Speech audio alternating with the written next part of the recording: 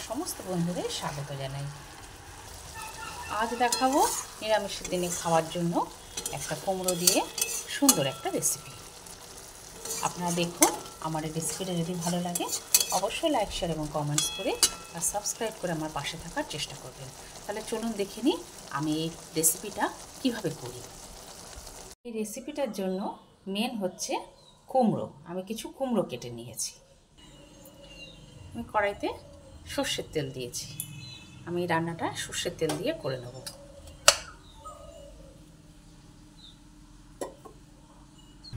সর্ষের তেল দেওয়ার পরে আমি এর মধ্যে কালো জিরে দিয়ে দিলাম। পরিমাণ মতো কালো জিরে দিয়ে দিলাম। কালো জিরের সঙ্গে কালো জিরে একটু ভাজা হচ্ছে, সেই সময় আমি এর মধ্যে দুটো তেজপাতা দিয়ে দিলাম। তেজপাতা আর কালো জিরে একসঙ্গে একটু ভেজে নিচ্ছি। অল্প করে ভাজা হয়েছে, সেই সময় আমি এর মধ্যে অল্প জিরে দিয়ে দেব।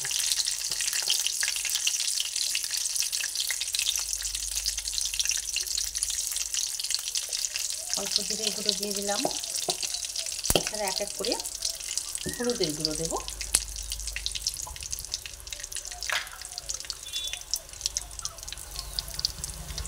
এক চামচ হলুদের গুঁড়ো দিয়ে দিলাম।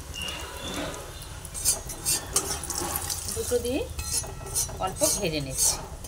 এর মধ্যে আর আমি কাশ্মীরি লঙ্কা গুঁড়োটা দেবো না, আপনারা দিলে দিতে পারেন, কিন্তু খুব বেশি কালারের প্রয়োজন নেই, সেই জন্য আমি আর কাশ্মীরি লঙ্কা গুঁড়োটা এর মধ্যে দিচ্ছি না। এখন আমি এর মধ্যে একটু আদা দিয়ে দেবো।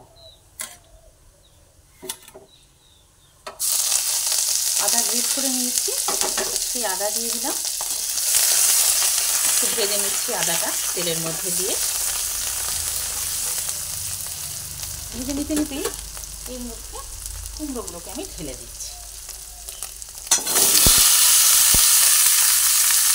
এই কুমড়োগুলোকে আমি কেটে রেখেছিলাম, এই কুমড়োগুলোকে ঢেলে দিলাম। ঢেলে দিয়ে কুমড়োগুলোকে অল্প ভেজে নেব, তারপরে এর মধ্যে আমি নুনটা দেব। কুমড়ো অল্প ভেজে নিতে নিতেই এর মধ্যে নুন দিয়ে দিলাম। নুন দিয়ে আবার ভালোভাবে নাড়াচাড়া করে ভেজে নেব।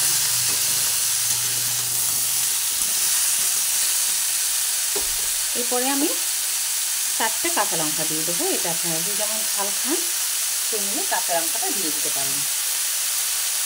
যাতে এক একদিন এক এক রকমের, কেউ বেশি ঝাল বা কেউ কম ঝাল খান, সেই জন্য এক একদিন এক এক রকমভাবে লঙ্কাটা দিয়ে দেবো।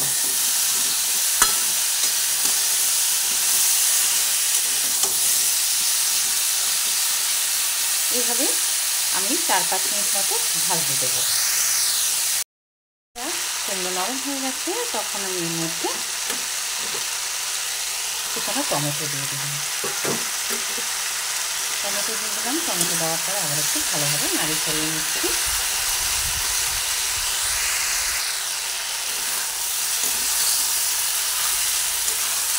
ভালোভাবে নাড়িয়ে চাড়িয়ে নিচ্ছি। নরম হয়ে এসছে।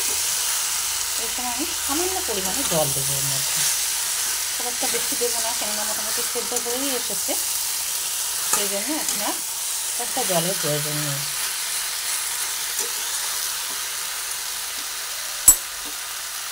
অল্প করেই জলটা দেবো।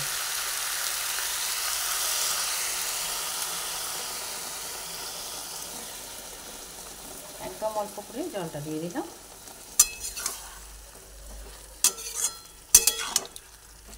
খুবই সামান্য করে জলটা দিলাম। যেহেতু কুমড়োটা মিষ্টি, আমি এর মধ্যে আলাদা করে চিনি দিচ্ছি না। আপনারা যদি মনে করেন একটু মিষ্টি মিষ্টি খেতে চাইলে আপনারা এর মধ্যে চিনিও দিয়ে দিতে পারেন। সিদ্ধ হয়ে এসছে, নামানোর সময় এসে গেছে, সেই সময় আমি এর মধ্যে কিছু পোস্ত ছড়িয়ে দিলাম।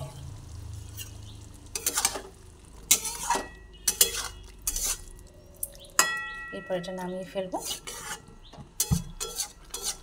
একদম ঘন ঘন হয়ে এসেছে, নামিয়ে ফেলবো এবারে। রান্নাটা রেডি হয়ে গেছে, আমি একটা পাত্রে ঢেলেও নিয়েছি। এইভাবে আপনারা রান্নাটা করবেন আর কেমন হলো আমাকে অবশ্যই জানাবেন, জানাতে কিন্তু ভুলবেন না।